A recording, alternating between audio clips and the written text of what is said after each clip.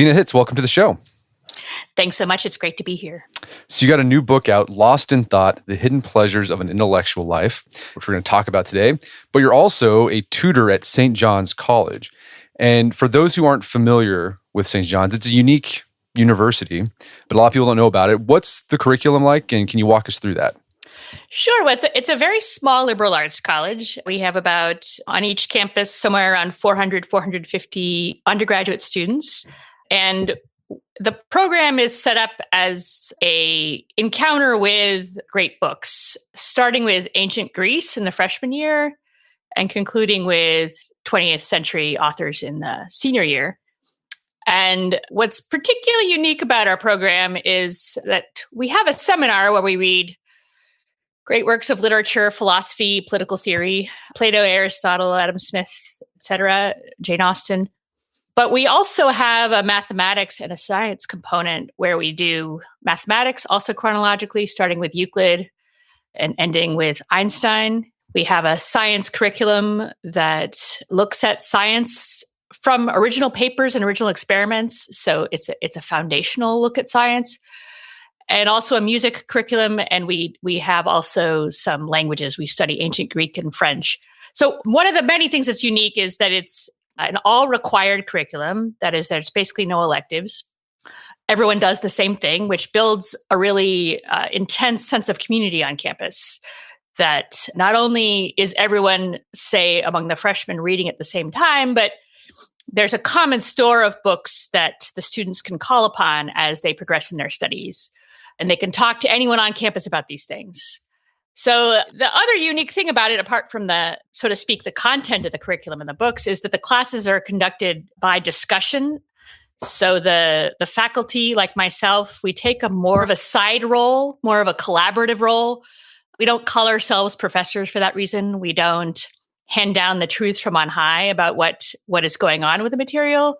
But we work alongside with our students. We let them take the lead. And that helps not only to keep the discussions fresh and spontaneous, but also it makes sure that the learning is directed by the students' own questions.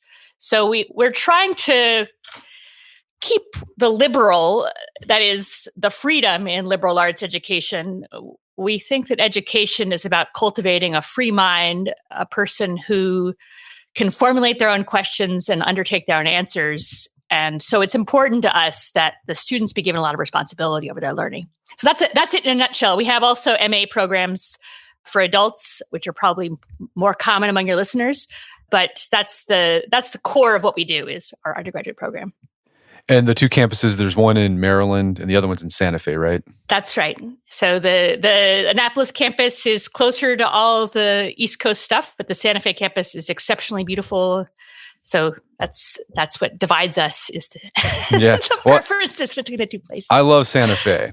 Oh my gosh, Santa Fe is incredible. Yeah. Well, and is there like tests or like do you have to take like an oral examination? Like do you figure out proficiency? Like how do you decide, yes, you understand this concept, or does that even happen? Well, what I would say is that the education is really student directed in the sense I was describing earlier.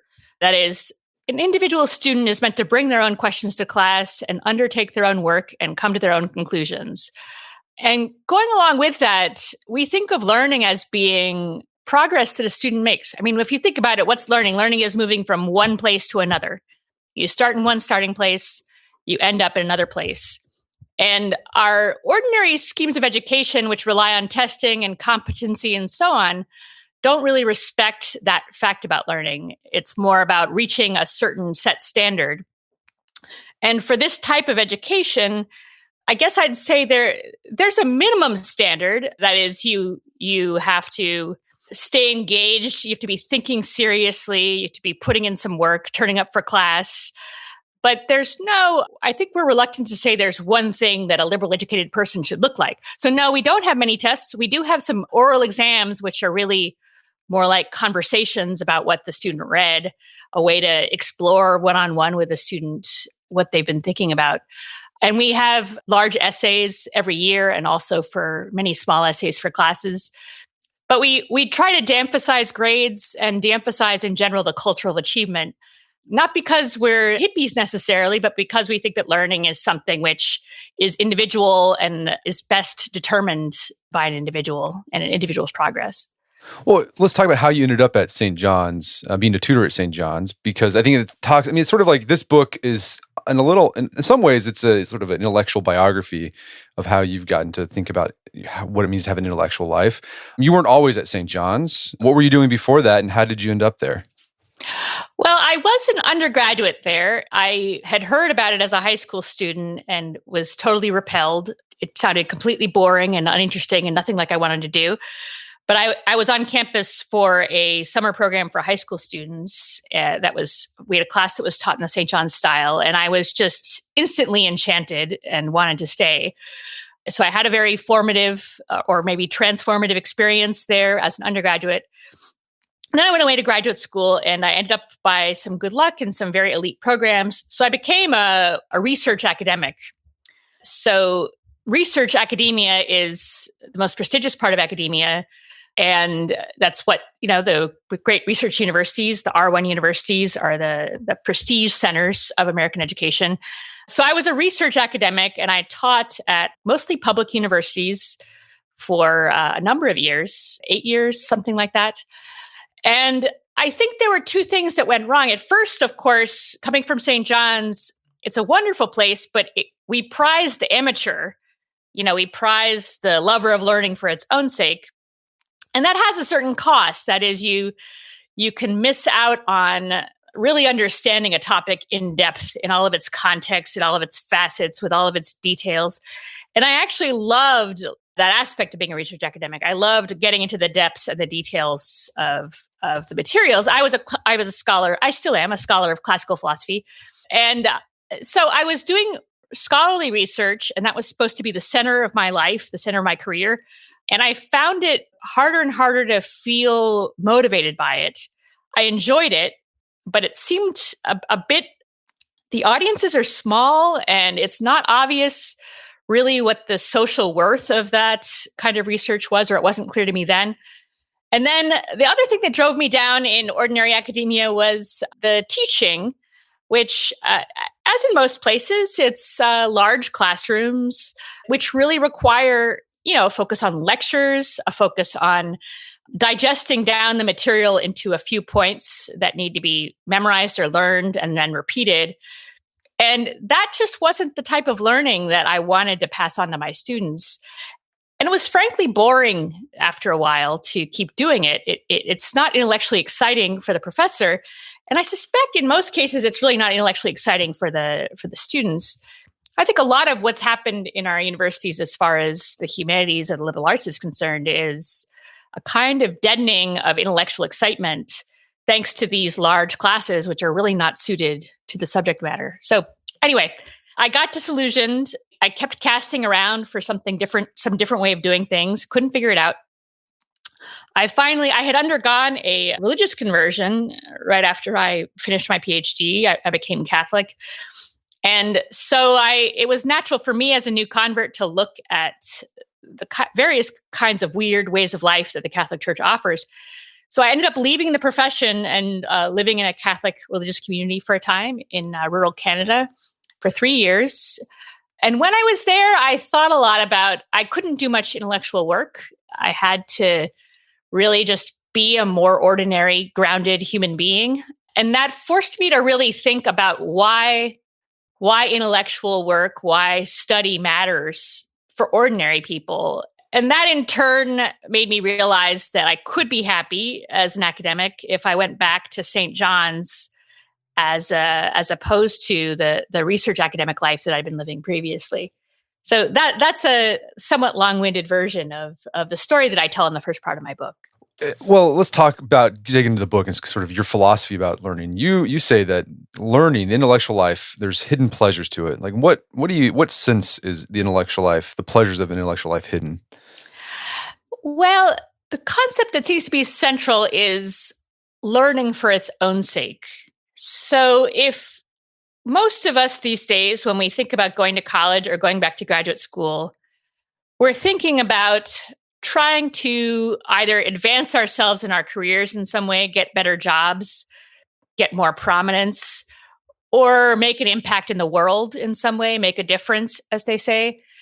That is the opposite of hiddenness. So that is what you might call worldliness or publicity or something like that. So learning for its own sake is hidden in the sense that, in one way, because it's useless. It doesn't make a difference in the same way that, say, pharmaceutical research makes a difference when people are figuring out how to cure COVID or similar life-threatening diseases. It doesn't have an obvious use, and that makes it hidden. That's one thing. The second way it's hidden is that I think it's part of the inner life of a human being. So it's something that we keep in ourselves, regardless of what else is going on in our lives. So I think one stock example, right, the bookworm sort of hiding in the corner, reading a book, is leading a kind of inner life. And likewise, if you are the sort of person who goes on walks and thinks about things, many of us are, that too is a kind of inner life. It's a kind of hidden life.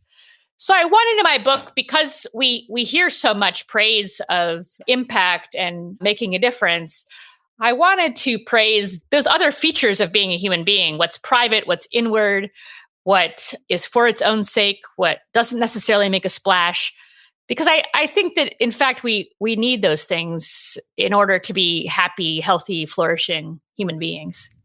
Well, let's dig into these ideas a little bit deeper. So we can talk about learning for the sake of learning, because this goes to Aristotle, right? Like ends and means and things like that. Exactly.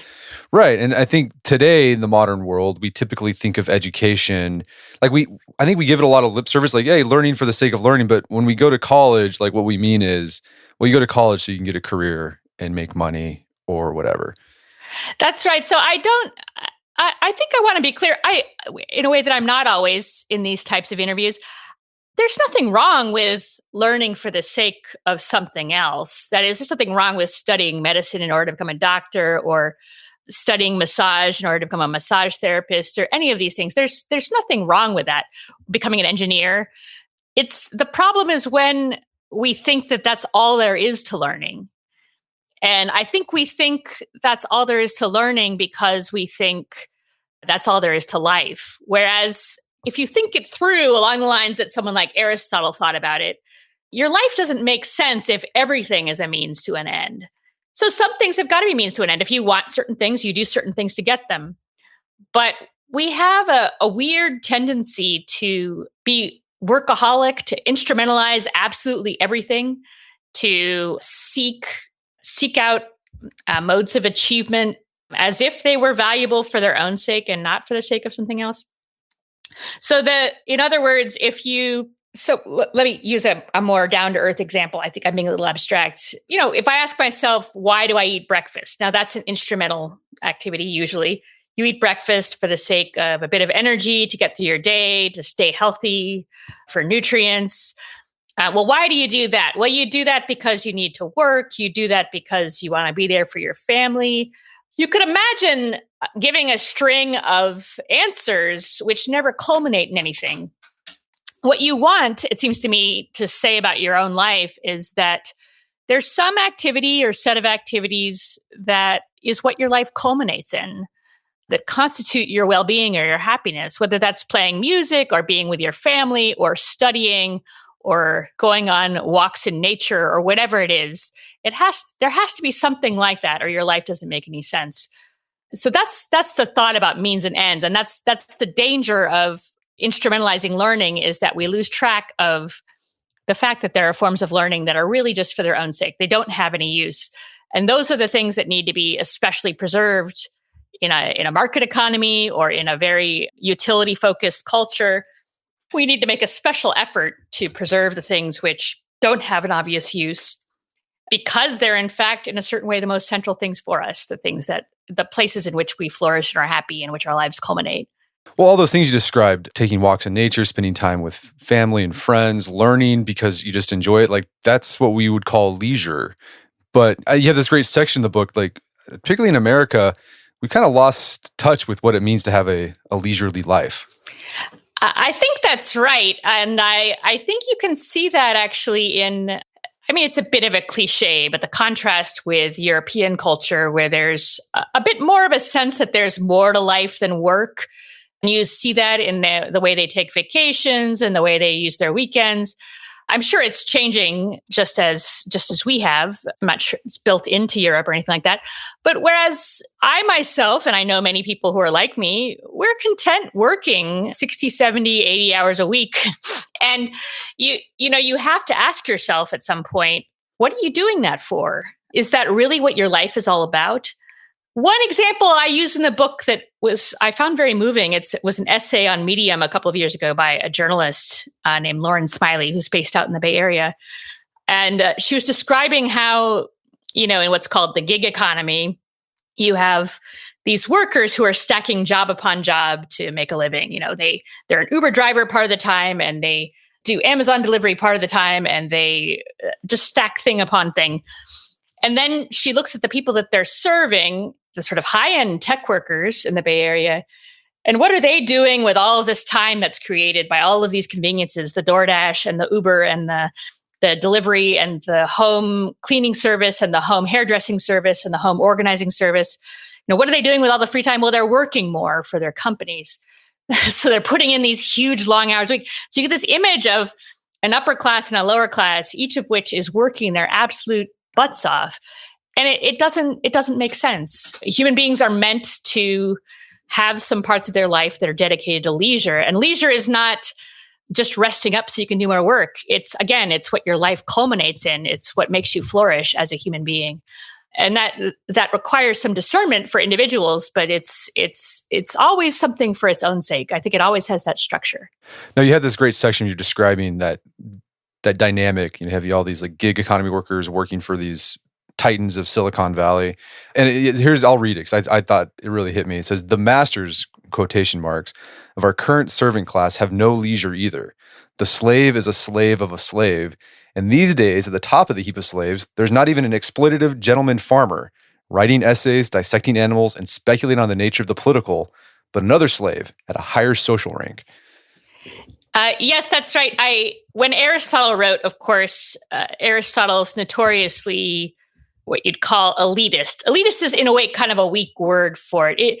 He's deeply inegalitarian thinker. So he thinks that if some human beings can live the best life, and only a few are really capable of living the best life, because for Aristotle, the best life is really just philosophy, then it's perfectly reasonable to ask other people not to live a sort of substandard human life in order to provide for the necessities of the best people. And that's an idea that's had a lot of influence in the history of Europe and the US, and that has a history for intellectual life, because, of course, it's that intellectual work which belongs at the top with the country gentleman and his researches. And of course, I think I was partly thinking of someone like a polymath like Thomas Jefferson, right? Who, if you go to Monticello, this guy was interested in absolutely everything and studied and thought and wrote. And that was all possible, of course, by slave labor. So part of what I want to do in my book, and it's not original to me, it's something which thinkers of the early to mid 20th century were also striving to do, it's to keep that idea, that Aristotelian idea of an intellectual life as involving leisure, as involving contemplation, as being necessary for human happiness, but noticing the ways in which ordinary people can also live it. So my book has a very strong egalitarian motive in that I think that thinking and study for its own sake are really for everyone.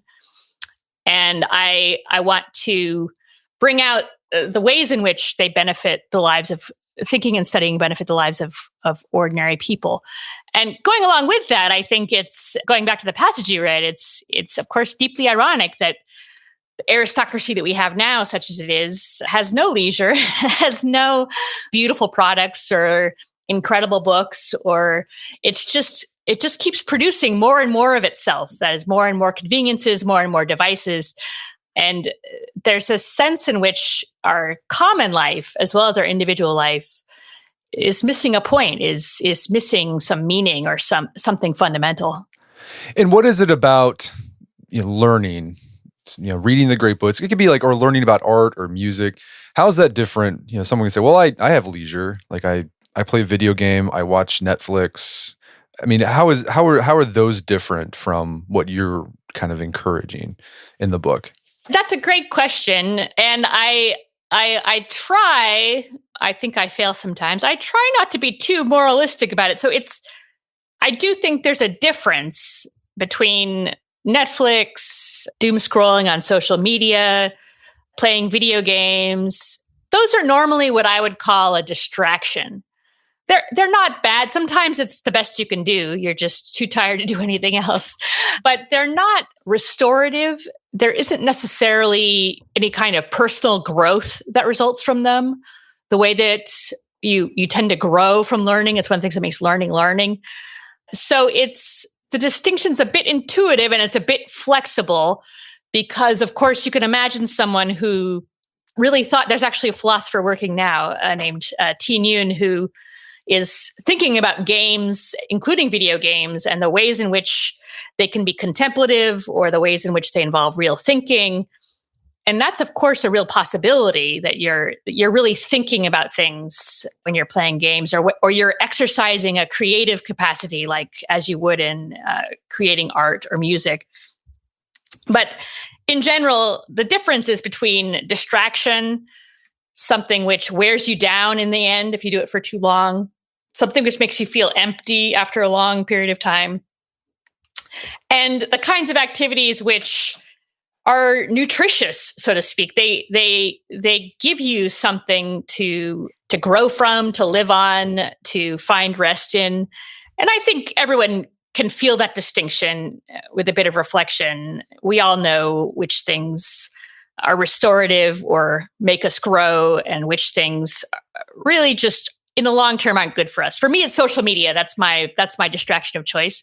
But I know there's a difference between that and reading a good book or playing music or what have you. So I think most people have some way of making the distinction in their own lives between distraction and contemplation. And I want to go back to this idea you talked about. There's nothing wrong with learning for the sake of a job, et cetera, status. And in fact, because you have to make a living, there's a certain satisfaction that comes from achieving something. But you also make this point in the book that what starts off as a means, it can end up as an end, right? Like the instrumentality of like learning can actually end up being the thing that leads that person to doing it just for the love of it. Oh, that's right. So yeah, that's something I say to try to bring out too, that it's not learning for its own sake as opposed to learning for the sake of something else, learning instrumentally. It's not like a matter of purity. So it's not as if you've got to just only do absolutely the most pure forms of learning and examine your conscience and make sure you're really doing it for your own sake and not its own sake, and not for the sake of the grade or the achievement or the degree or anything like that. The fact is that most of the time, the types of learning we undertake have mixed motives. And what's interesting to me is that you can easily make a transition. I think it's very common from a very instrumental, achievement-oriented approach to learning and learning for its own sake. So my favorite example is from Steve Martin's autobiography. He's dating this woman as a teenager. He's madly in love with her. And she reads this book called The Razor's Edge by Somerset Maugham. And she tells him to read it. And he says, if she'd told me to put on a ball gown, I would have done it. But she told me to read this book. So I read this book. And by reading the book, he falls in love with learning for its own sake, with wisdom, with philosophy as depicted there. And of course, he became a philosophy major in college thanks to that. And that's an example of, why did he start to read that book? Well, it was sort of people pleasing. It was to get in with his girlfriend. It was to make her happy. And what happened along the way is that he actually ended up being touched in a different way by the learning and doing learning for its own sake. So similarly, I think it's very common, people learn, say, their math and physics because they've got to get into a good college, and those are the fields that really matter, and they just study their butts off, and all they're thinking about is getting the A or maybe the A plus and maybe the extra credit so they can get into the best schools. But it can happen that you pause for a second and suddenly realize how beautiful and fascinating mathematics or physics is. And I think that is that's probably the way that most people who love learning for its own sake and do it at a professional or academic level, that's probably the way it happens for most of us. Is you start out in the world of achievement and you find yourself doing it for other reasons. You find yourself exploring different ideas which aren't necessarily directed at achievement. So that to me is a sign that there's something in us that really wants to learn this way. It's not imaginary. It's not moralistic. It's just something that we want and something that's good for us and that we need to just recognize and try to cultivate. Yeah, I had that experience. I got my bachelor's degree in letters, which is basically a humanities degree at the University of Oklahoma. Oh, yeah. And I did that because everyone, because I wanted to go to law school, and they're like, well, if you're going to go to law school, letters is a good degree to get. It's like, okay, well, that's what I'm going to do. Well, I ended up just falling in love with philosophy and literature, and 20 years later, I'm still reading the stuff I was reading as an undergrad, but just for fun because I enjoy it. No, that's the perfect story. Exactly. I think it happens all the time. So for that reason, I try to moderate my critique of the instrumental approach to education. I think it does a lot of good for people. It also can really be valuable. I mean, there's stuff that needs to be done, and you've got to do some learning to do it. The only worry is when you never get past that, or when you're really discouraged from getting past that because you're so anxious about taking the time to really do something that you care about. All right, so there's just a pleasure of just learning for the sake of learning, because it's just part of being human. We have a chance to do something that has no other, it's like not a means to anything else. That's right. It's leisurely. Well, another pleasure of it is that learning, the intellectual life, can be a refuge from what you call, quote, the world. What do you mean by that? What is the world? So the world is a term of art, as we say. It's a word I'm using in a very specific way. So I don't mean the world as in the outside world or the natural world. What I mean is the world basically of social competition, the world of striving for status and for money and for advancement. So it's a place where the standards are a place, that is, it's a state of being, really, or an attitude towards what you do, which involves thinking about other people's standards. That is, it's externally directed. And what's wrong with it is not that there's anything wrong with being aware of the standards of other people, or that there's necessarily anything wrong with engaging in the world of striving and competition. But I do think that if you live totally immersed in the world in this sense, then the way you're living is task after task, achievement after achievement. And there's an emptiness that goes along with that. There's a hollowness. There's a dependence on others, which is not healthy. So much of our great literature, 19th century novels, it's about people who strive for recognition in the social world, and they may get it for a time, but the world is capricious. It gives favor one day and it takes it away the next. So we need in our lives sort of spaces of being, modes of being, which are withdrawn from considerations of status, withdrawn from considerations of money making, withdrawn from the standards of the judgment of others. And so the inner life, in other words, what I call it, an inner life where you withdraw from the world and cultivate things that you care about most. And it's the inner life that's a source of resilience. One of my beefs with contemporary ways that we talk about education is we talk about educating for success, educating for achievement.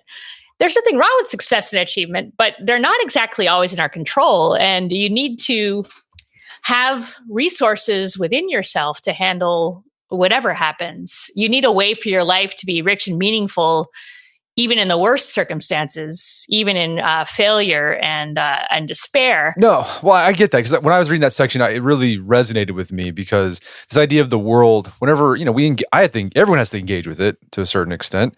But whenever I do, I often feel like I don't really own this. Like I don't a part of me, whenever I put myself out there, I no longer own myself. Right. Right. Then other people can say and have opinions about what I do. And I don't know, you become aware that you're performing, and And that just feels weird. And so I like having that idea where I have a place where it doesn't matter what I do. I'm just doing this for me. I don't care what anyone else says about it. Like it's a way to when you withdraw inward, it's a way to, I don't know, a way to restore dignity, I think. I think that's right. And as I'm thinking about it, there's in a way two ways of thinking about it. There's the way that I write about it mostly in the book, which is, and the way that you just talked about it, and I think this is a perfectly healthy way to live. You live part of your life out in the world, in the realm of competition, in the realm of status seeking. And, there's nothing wrong with that. But then you've got to take a break. You retreat, you find things that nourish yourself, that's really withdrawn from all of that stuff. So I think that's healthy. I also think that, and maybe I wish I'd said a bit more about this in the book, I think that if you become accustomed to living more inwardly and less focused on the external, the status markers, the competitive, the sense of performance for an audience, I think truthfully, when you do get involved in the world, that is to say in the community, in the political world, then I think what you do is actually more effective. I think you can see more clearly what really matters. There's some independence from the judgments of others and some independence from competition for status is good even for outward directed activity. It makes you more aware of what matters and more able to focus on doing work that's good as opposed to doing work that meets the market of the moment. Well, this reminds me of an example from Thoreau. Thoreau, when he first started his career, he went to New York. He wanted to make a big splash in the literary world, and he just was total flop. Just everyone laughed at him and said, "Get out of here." And so what he goes to the Walden Pond and he just starts doing it. He writes about nature, builds a shack, writes about whatever, and that's the thing that became that's why we were talking about Thoreau today. Exactly. And of course, it's ironic, just in the same way it's ironic that, of course, this is my first book and it's being received well. And it's all about how you shouldn't just try to do nothing but publish books and have impact. So I'm in a bit of I'm not as brilliant as Thoreau, but it's a similar situation where you can make your career by promoting being anti-career or something like that. I think Thoreau is also a great example for thinking about inwardness. One of the things I discovered recently is Thoreau's journals, which are extremely beautiful. They're just full of these little reflections, usually on nature or something else. And, they're not things he wrote for an audience, so far as I know. And they're some of the best things he wrote. So that's another example, I think, of just how much inwardness can matter, not only for oneself, but for others. So what does this look like in the 21st century? Doesn't necessarily mean you have to go to a pond and build a shack. But how can you sort of withdraw and set up an intellectual space just for yourself?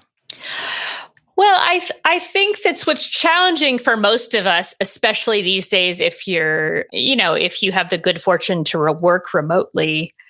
It's hard to find a space that's not workspace or time that's not work time, or you need time that's not designated to any particular purpose. And so carving out some piece of time, even if it's 10 minutes, 15 minutes, half an hour, to sit and think, to reflect, to write in a journal, to read, any of those things, I think is really crucial. The other thing I say in this context is I think it's very important to try to find other people who are also interested in undertaking learning for its own sake or cultivating an inner life. It sounds paradoxical because I'm talking about inwardness and a certain kind of self-sufficiency, but for all of these things, we need a bit of help and support. And I think that a friend or two who are also trying to do the same thing, who you can touch base with and swap notes with, I think that can make a huge difference to one's success in really carving out space for oneself.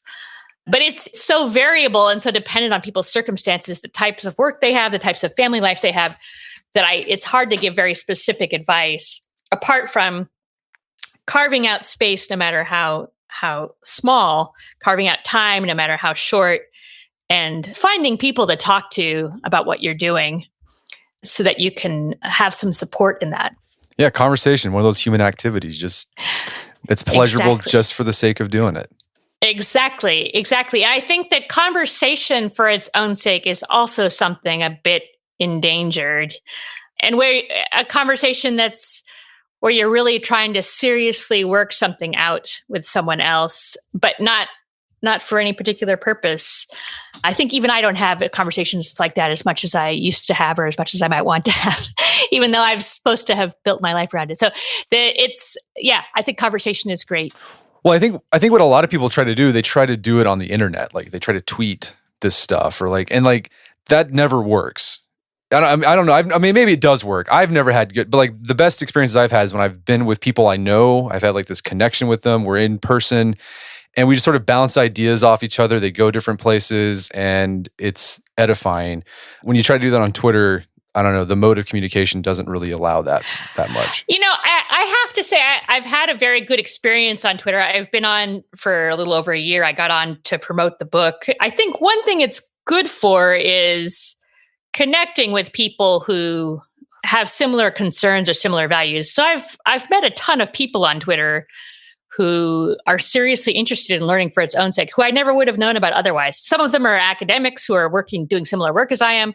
Some of them are just ordinary people who are trying to learn in kind of straitened circumstances, and Twitter is one of their only points of access. So you can connect with people that way. I agree with you that as far as real conversation is concerned, probably the best thing to do would be to use the internet to find the people and then bring those conversations into something like real life, even a telephone conversation, if not an in-person conversation. Try to build a real friendship beyond just the social media connection. Well, so we've been talking about the pleasures of an intellectual life. What's something, like say someone, they're like, I want to do this, but I don't know how to get started. Like what's the first step someone can take in embracing this love of learning just the love of learning? So I think that I'm a big fan of what are called great books. You can take as broad a view of what they are as you like. There's great books in a variety of traditions from all over the world. Some of those overlap with, the stuff that I tend to teach, which is what you'd call the Western tradition, but some of them don't overlap. And there's all kinds, every culture in the world has some repository of wisdom and learning that's worth investigating. So I think reading great books is a really, really good way of cultivating one's inner life and cultivating a life of reflection and cultivating a life of leisure. I think that the key obstacle, actually more than time, is of course community. So that's why I say find a friend or a pair of friends to read with. It doesn't take a lot of resources, right? You just need a couple of people and some books and some time to talk. And, work through a book like a book club style and have conversations about it. And that will make it easier to motivate yourself. Because most of us nowadays, with the attention spans we have, it's hard to read any book, much less a difficult book. So a little bit of social pressure is going to help. There's some online programs which help, which provide community. There's also, of course, local programs through public libraries and things like that, depending on where you live. So I think trying to find a way to study and to read seriously is one of the best things you can do. Well, Zena, this has been a great conversation. There's some place people can go to learn more about the book and your work. Sure. I have a webpage, zenahitz.net, and there's reviews and a few other interviews and some podcasts on there if you want to get a taste of it. And the book itself, I'm proud to say I worked hard to make it pretty easy read. So I hope you'll take a look at that too. But anyway, it's been a pleasure talking to you. Thanks so much for listening, all of you listening. And thanks so much for your questions, Brett. Thanks so much, Zena. Thanks. My guest today was Zena Hitz. She's the author of the book, Lost in Thought, The Hidden Pleasures of an Intellectual Life. It's available on Amazon.com and bookstores everywhere. You can find out more information about her work at our website, zenahitz.net. Also check out our show notes at aom.is/lostinthought, where you can find links to resources where you can delve deeper into this topic.